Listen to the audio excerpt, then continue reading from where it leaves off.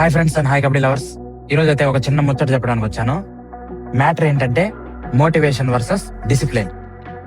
Motivation అంటే ఇప్పుడు suppose ఎవరన్నా ఒక ఇన్స్టాగ్రామ్ రీల్స్ కానీ, లేదంటే యూట్యూబ్లో వీడియోస్ కానీ, లేదంటే ఏదైనా సినిమా చూసి మోటివేట్ అయ్యి గ్రౌండ్కి వచ్చి మనం చేసుకోవాలి అని చెప్పి ఒక 2-3 days అయితే చేస్తాడు.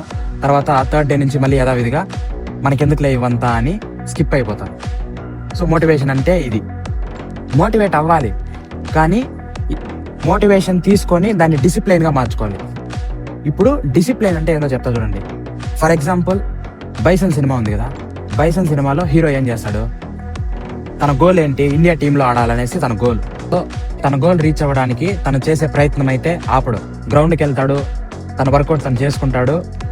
నెక్స్ట్ బాగా ఇంప్రూవ్మెంట్ ఎలా చేసుకోవాలనేది కోచ్ల ద్వారా లేదంటే తనకు తెలిసిన సీనియర్ ప్లేయర్స్ ద్వారా తెలుసుకొని ప్రయత్నం అయితే చేస్తూనే ఉంటాడు. సో దీన్ని బట్టి మనకి ఏమర్థమైందంటే ఇప్పుడు మోటివేషన్ అనేది తీసుకోవాలి. మోటివేషన్ ఎలా ఉండాలి, మోటివేషన్ని డిసిప్లైన్గా ఎలా మార్చుకోవాలో కూడా తెలుసుకోవాలి. ఏదైనా ఒక పనిని మనం 21 days కంటిన్యూగా ఆపకుండా చేసినామంటే ఖచ్చితంగా అది డిసిప్లైన్ లాగా మారుతుంది. మనం దాన్ని మార్చుకోవాలన్నా మార్చుకోలేం. సో అందరూ మోటివేషన్ అవ్వండి.